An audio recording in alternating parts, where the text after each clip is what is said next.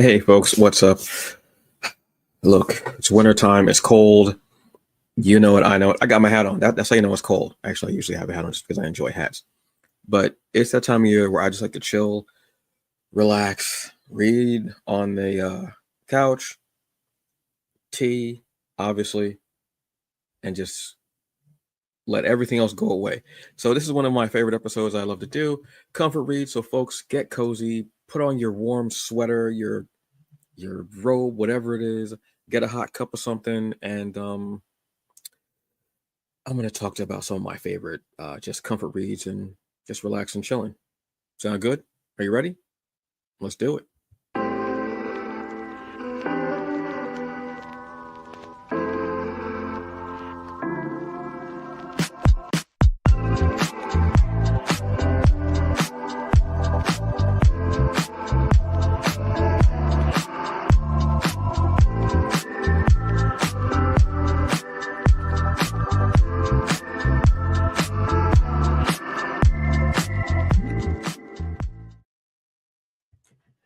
Hey folks, what's up? And welcome to the Hungry Bleak Show. I am Antonio Pomadas, aka the Hungry Bleak. Being presented to you here on the Hungry Bleak channel. Also, yes, hungriest man in the room. Take that however you like. And that's all I got to say. So today we're having a chill day here. This is pre-recorded because some of my live shows I have just been so tired because I'm up at like 2:30 on a Friday, and then during the course of the entire day of working, probably grocery shopping, doing some caregiving duties. By the end of the day, I am just drained, tired, done, kaput. On top of that, just being a human being, being a black man in America, and having, personal life and friends and such like that, speaking to them, texting. I am drained by the end of the day. And then when I speak to you live, which I love speaking to you live because it feels so much more intimate because I get to interact, I am yawning unbelievably. Not that I don't yawn during the course of the day, but because I feel one coming on now, but it's still early in the day. It's just that I'm so tired. And I apologize and I hate that. So I think I'm gonna start doing some pre-recorded shows just because I want you to feel like I'm here and I'm more present. Cool? Cool. Okay, so look, we're gonna talk about getting cozy. I want you to get cozy, get relaxed. Like I said, get a hot cup of something. Y'all know I got my tea, black sci-fi mug, obviously. If you know, well, you really should know, truthfully. And let's talk about some comfort reads. Now, this is the perfect time of year. It's cold outside. I'm not taking as many walks.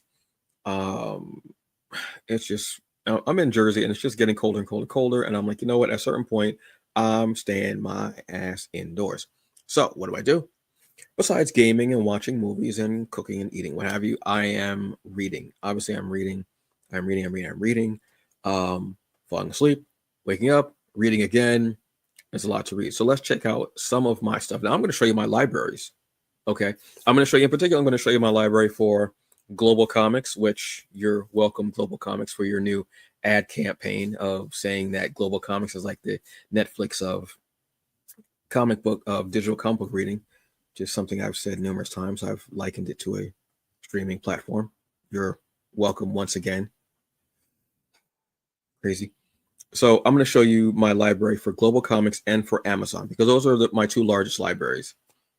And I think that it just kind of shows my eclectic taste with everything. So first up is I'm going to show you is excuse me, my Global Comix. The Global Comix, there's a lot of stuff on here, what have you, but something that I have really been wanting to get back into reading. I started actually reading the first issue again and going through since they redid the series as well. Is something called I Hate Fairyland. I Hate Fairyland is great. Scotty Young, very darkly humorous comic, which is beautiful and right up my alley.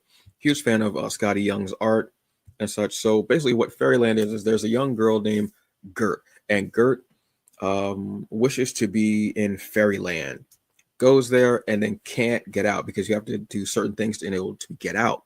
So Gert stays there for decades. So Gert is now, I want to say, a middle-aged woman, but still in the body of this, I want to say maybe about 7 or 8-year-old girl. Mind of a middle-aged woman who's been stuck here all these years, never really had any type of adult um, supervision or adult interaction, um, has just a complete mess of a person and is wreaking havoc on Fairyland. This went for, I want to say, 4 volumes, maybe the original run. Then it came back a couple of years ago, and I want to get into that run as well. So I'm going to reread the original run and then go into this, and then go into the more recent run. But this is such a funny series. Again, Scotty Young just knows how to hit a certain button with me, whether it's a story like this or even another one which is great, which is The Me You Love in the Dark, which is this very um I'm not sure how to describe it. It's a story about a haunting that turns into an abusive love story. It's very odd, and I love that there's really no explanation for it. The story stands as what it is. Sometimes you don't really need a huge explanation, but anyway, this one is great because of the amount of just cartoonish violence. Like I said, darkly humorous, and you really do want Gert to get out of there, but you also realize, can she survive in the real world, in like in our world, I should say. At a certain point, they actually talk about, well, with the amount of candy and everything that you've eaten here, if you go back there, you're going to be obese, diabetic, everything. She's like, oh, I don't know. Oh, well, then maybe I don't know if I want to go back. And it just becomes this way of everyone wants her out of there, but they also want to kill her because she is a menace to the entire realm of Fairyland. It's so, as you can see, yeah, that is Gert. They are our young our young middle-aged. I don't know if you can even say that, protagonist. Just from this picture alone, you can tell Gert is about to get all up in it, and it's just going to be madness. Hilariously funny, like I said, and it's just warm and everything. You don't have to have it's not something that you have to have a really deep thinking about or anything. You're just wondering, what the hell is Gert going to do next? It's just the most increasingly unhinged stuff possible. And we see her in the beginning. She wishes to go to Fairyland. She goes. It turns out horrible to begin with because she's got this huge fault. Then she's introduced. Hi, welcome to Fairyland. She's given a companion who is a housefly. Sorry, I'm just reading it, and it just becomes more increasingly. It just becomes more increasingly unhinged with each issue, and it just becomes so great.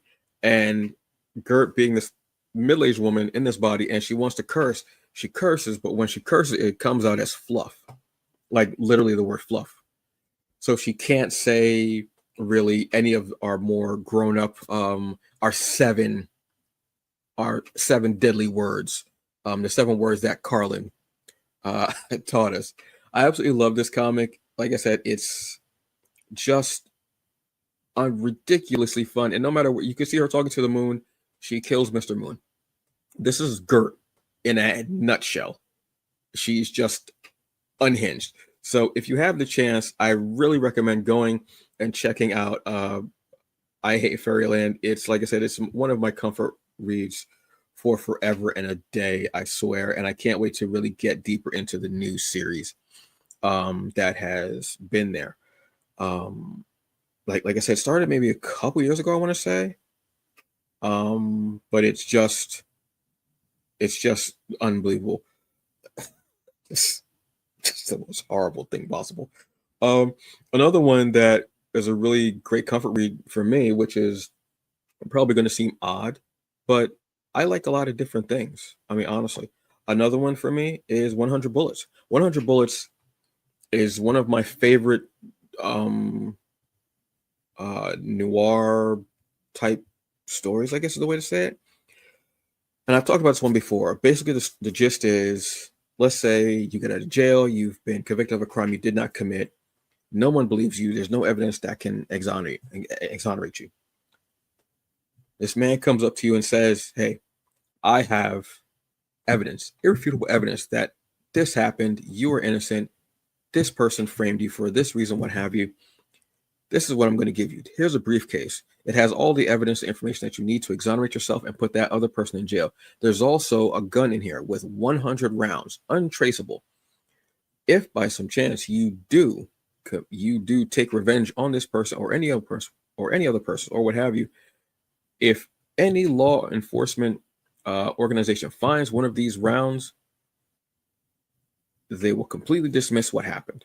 Everything will go away. It does not matter. So what do you do with that?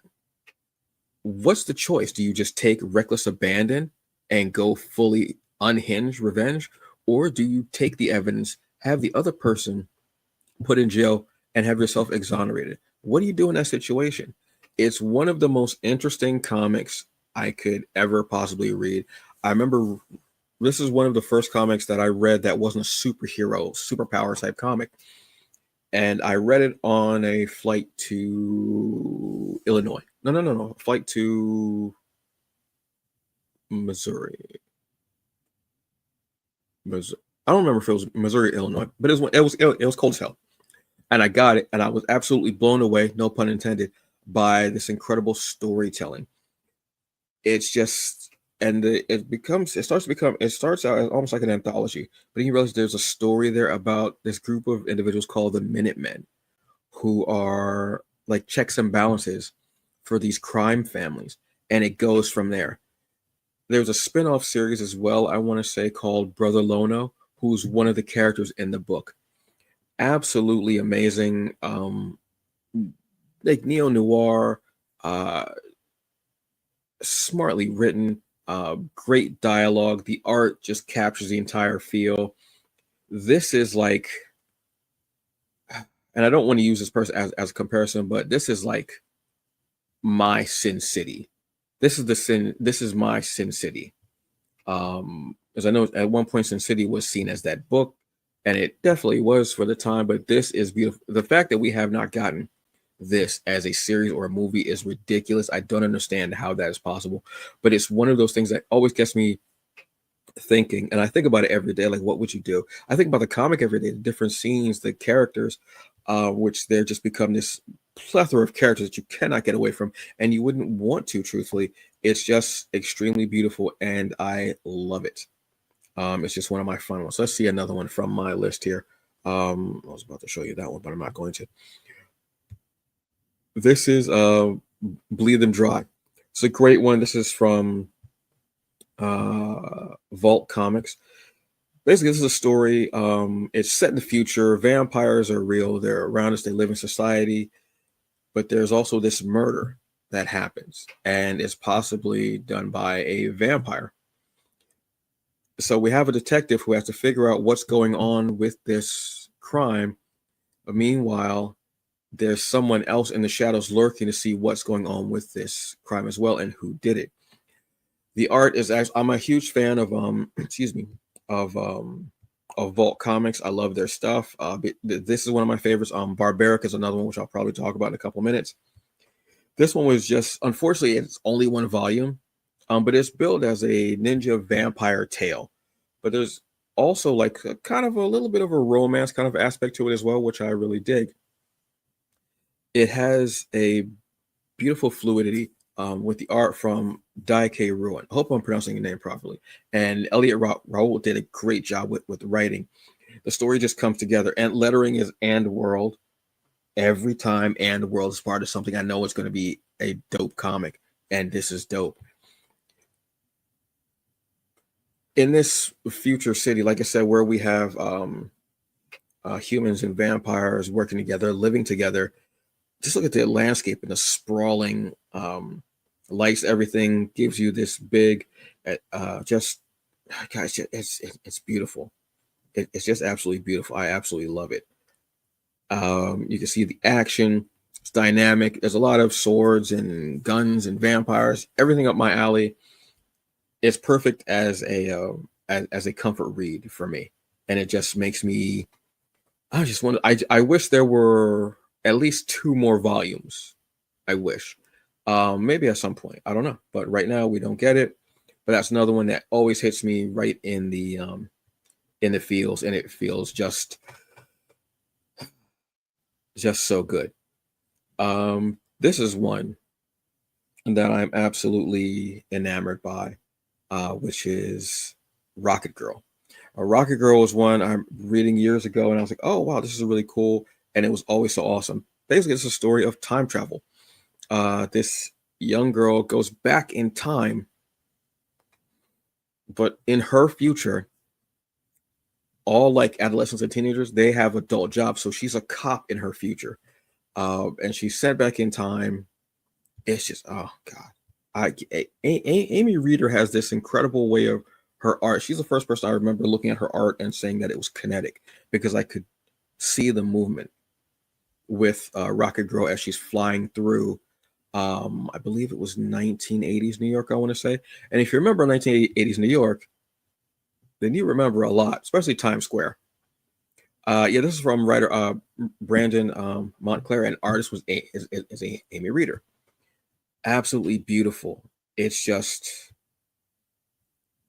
Amy has a way with art that is just, it's like alchemy, sorcery, and just beauty. It's captivating, absolutely captivating, and I love it. I normally don't like time travel, but this was time travel that was done right and done in a fun way. And there were 2 volumes that are out, and I love the fact again that in her future, teens and adolescents are like the grown-ups. They're the cops and everything, and she's like, a rookie cop, not rookie, excuse me, but like a like a maverick cop. You know how we have to have like the maverick cop, and then you have to have the chief is like, that's gonna be your badge, damn it, don't you do it, it's gonna cost you the badge, the city can't handle this. Those scenes. Yeah, you get that in here. It's so you can see from the future, like I said, they're cop, like the person in the trench coat, that's her CO, her commanding officer. It's just, yeah, it's there's something about a comfort read that at a certain point I can't even speak about it. They just make me go, yeah, let me just go and read this right now. This is why my list is so, this is why my comfort read pile is so high, because of comics like Rocket Girl, which just upsets me. I mean, not upsets me, but I'm like, oh my God, there's so many great comics out there to read, and they all just make my head hurt because of how much I love reading them. Another one is The Marked. The Marked was one that really caught me off guard because of the beauty of the art and everything. It was amazing. The Marked is about like this battle between these 2 factions, and how the art that they have, the tattoos, they can use as actual weapons and use with magic. I absolutely loved the dark aspect of the art. I love heavy lines for some reason. I love heavy lines. Don't know why, but it was also the art and the tattoos that spoke to me. How they kind of jumped off of the page. You can see the variants in all were just beautiful and just painstakingly done with the detail. Because if you're going to do tattoos, you have to not only always have them match and make sense in every scene you have the person in, no matter what, but they also have to be done so well. You don't want to have you don't want to have comic book characters or cartoon characters, any animated characters with bad tattoos. We see enough of that in real life. We do not want to see that in comics, unless it's part of the character, and their tattoos were just horrible, what have you. But we meet this young girl, and she finds out that she's one of the Marked. And it's one of those stories where you go into it and you start finding out more backstory like that, and they recruit. So they're like, oh, well, what does this picture look like? And they ask you, and whatever that picture actually looks like is what will end up being on your skin when you are marked. Beautifully done. Absolutely incredible art. Story is phenomenal. There was, I believe, a follow-up issue to the original run of the series maybe a year or so ago.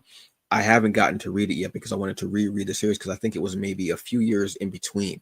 So I always like to go back and refresh my mind. Just like if I'm watching something, I want to, and there's a new season or there's a movie that comes out that's a part of it, I always want to go back and rewatch so I can familiarize myself with it, because it's hard sometimes.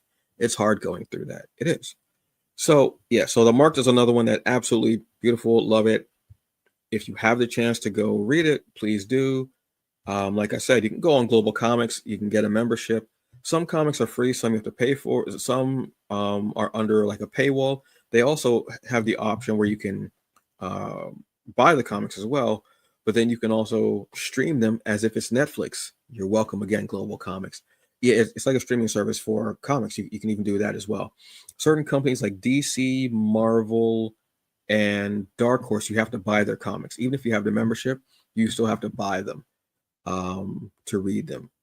But it'll always let you know if it's one that's available to read for everyone, if you have to have the membership, or if you have to, or if the membership will just be a discount on the comic and you have to read it.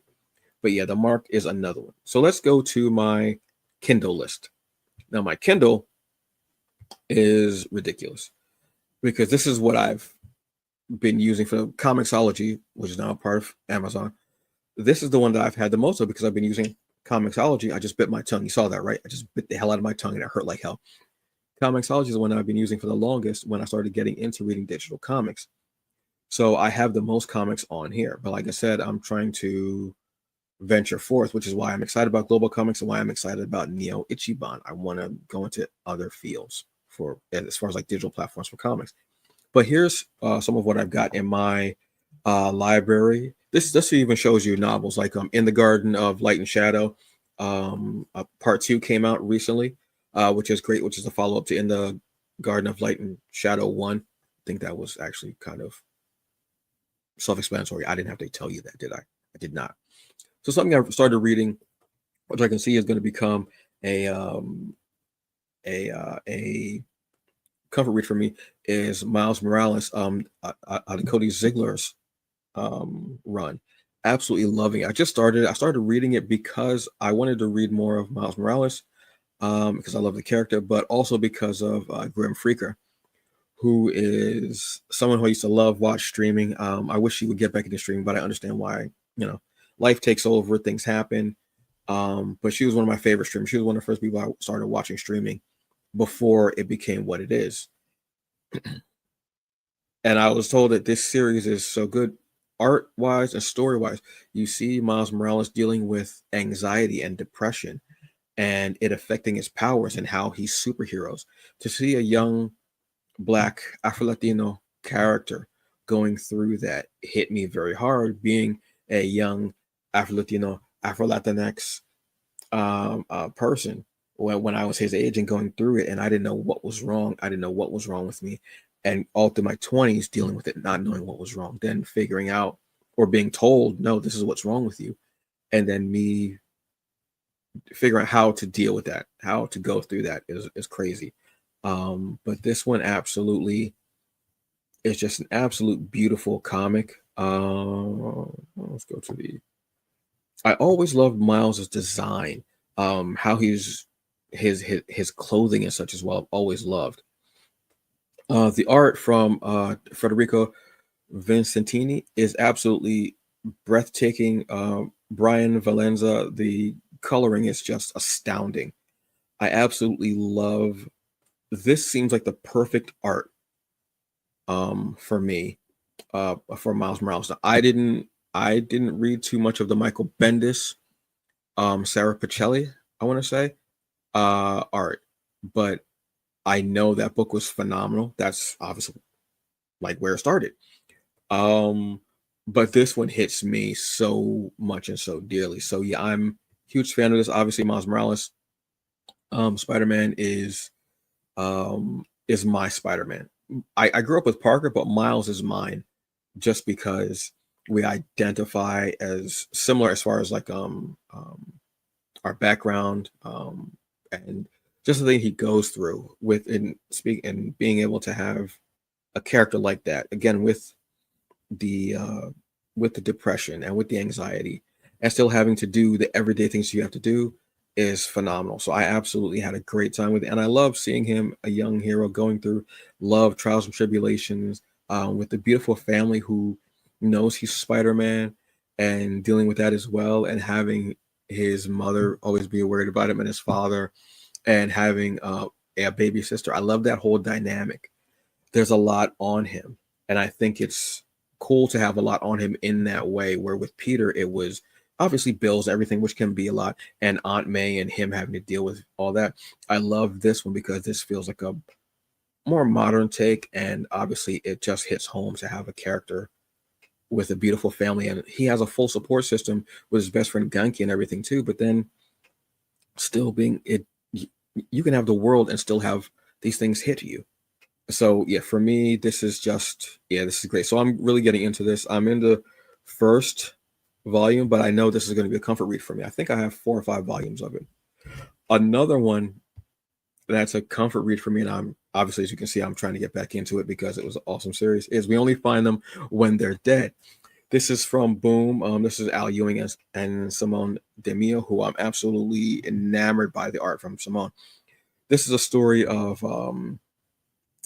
like, how would I even, in space, every so often these bodies will show up, huge bodies, and these are the people who go out and get them. They're salvagers. Like how the 49ers were with gold, and they would stake their claims. This is what they do. They're kind of 49ers, and they stake their claims on the body. But it turns out that these bodies are gods. And what they do is they go and they'll say, "Oh, I want the left arm, and it's this quadrant, this space," and they'll take the meat, the bone, the every bit of it, and they'll sell it.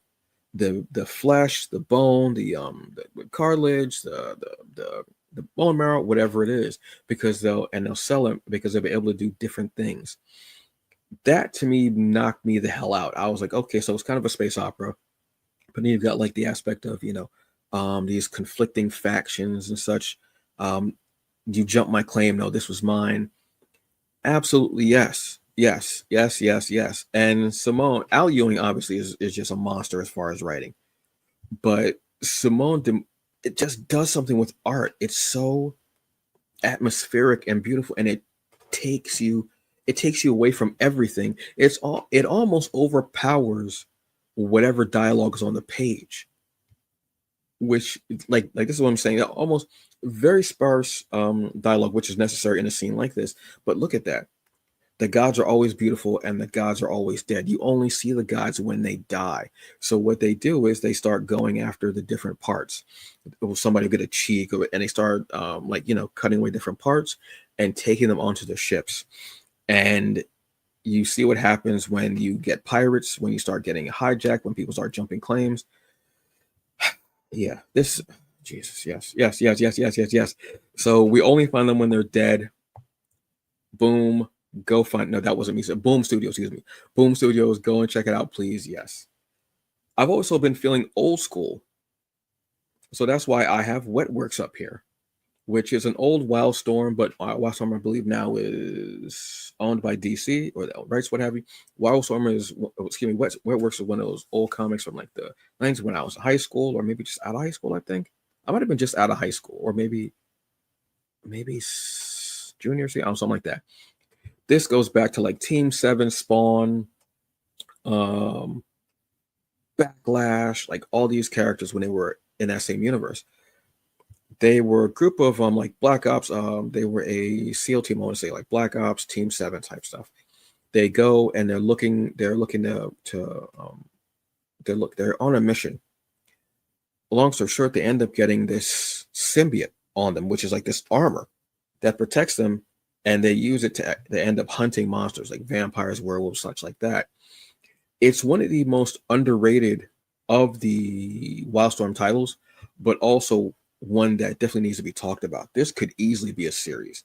The fact that DC hasn't tried to do anything with their old Wildstorm stuff is what is weird to me. I don't know why, because between this Wildcats, like I said, I mean the character Grifter alone.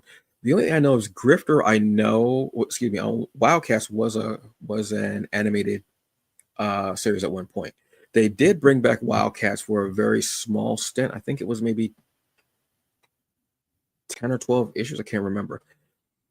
But that's a property right there that you could do a lot with, honestly. And I think it would be interesting to do that as the darker side of DC. Not that DC isn't somewhat dark to begin with, as far as like what they're doing on animated TV and movies. I think using Wildstorm, unless there's a legal reason why they can't, I think the fact that they haven't is crazy.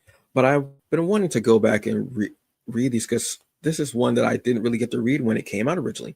And I started reading. I was like, oh, okay, cool.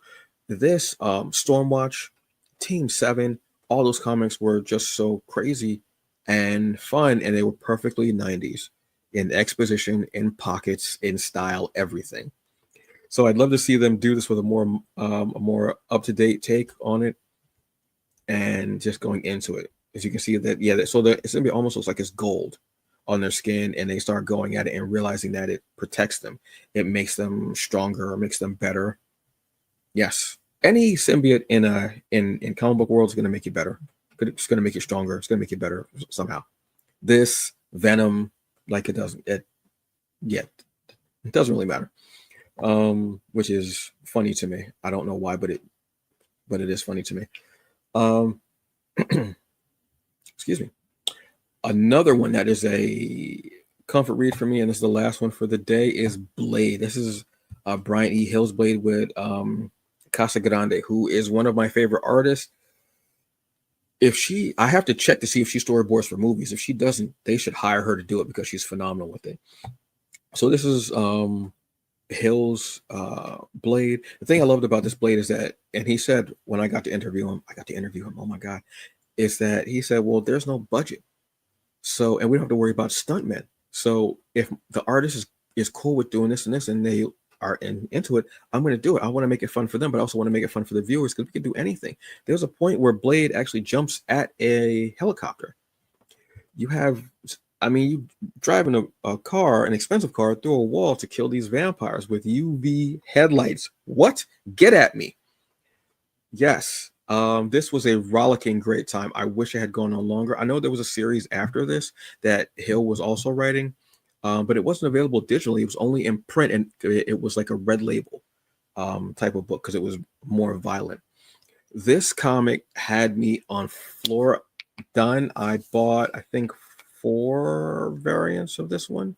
I didn't get the Frank Miller one for obvious reasons. That is what it is. But I absolutely love this series because it was action-packed. You got to see a romantic kind of cool side to Blade. And you got to see him interact with certain characters in MCU. Like there's an issue where Stephen Strange goes. There's even an issue where it's almost like where it's like a gauntlet through a train for a heist, a battle gauntlet. Absolutely had a fun time with this one. Yes, this is just so much fun. God, I love this book. Oh, God. Yeah, so those are just some of the books that I enjoy and that are comfort reads for me. What's a comfort read for you? Let me know.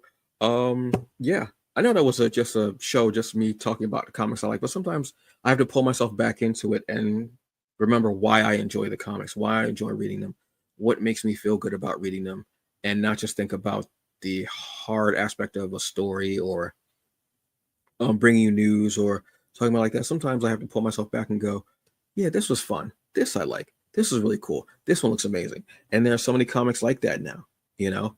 Speaking of Brian Hill, Black Panther. Latest issue of Black Panther came out today, which I am going to be reading later on because this is Black Panther number 23. It's been so much fun and so great. And again, there's no budget. There's no special effects. You don't have to worry about stunt people, what have you. You can do whatever you want. And he has one of the best panels ever where Black Panther comes out doing this like missile drop kick, telling somebody, yelling at the dude, calling him colonizer. Abso-friggin-lutely, you damn right. So yes, just awesome stuff. Actually, Brian E. Hill might be like just a comfort read list unto himself, truthfully. Just awesome stuff. Matter of fact, yeah, I got to go do some of my stuff and check out. I'm sure I have. If we look now, yeah, because I've got like Black Panther, obviously Batman and the Outsiders, Blade, Midnight Suns. It's a lot of Blade there. Killmonger. I forgot he wrote Killmonger. Yes. Oh God. Yes. Cray. Wildstorm stuff. Oh my God. Yes. Absolutely yes. Well, wait, Bonehead was his? Romulus, which is amazing as well. Romulus is a great one. yeah, I got some stuff to read. I definitely got some stuff to read. Romulus was great about just this warrior group of women who throughout centuries have killed some like very nefarious groups. Um, and they talk about them going after Nazis as well. Women of color going after and killing Nazis like assassins. Absolutely, I'm into it. Give me that book. This is just some of Romulus. It was only 4 issues, though, unfortunately. Um, God, I forgot about. Ah, jeez, yes. So yeah, so that's why. Let me just close this window because I'll just start looking at these comics again. Yeah, so that's why I get into it, because it reminds me of what's fun. Because sometimes when you get so into it and you're reading comics just so you can talk about them, you stop having fun. I have to remind myself every so often, this is fun, and I have to show you what I find to be fun. Um, Comics that I just like to read, and yeah, there. So, folks, on that note, I want you to enjoy yourselves. Have a great time. Be safe out there, and just do the best you can with what you got. Because in the end, that's all that we get. All right. I will see you later. And as always, F Trump. Whew. Damn Epstein files. I'm just saying. All right, y'all. Peace.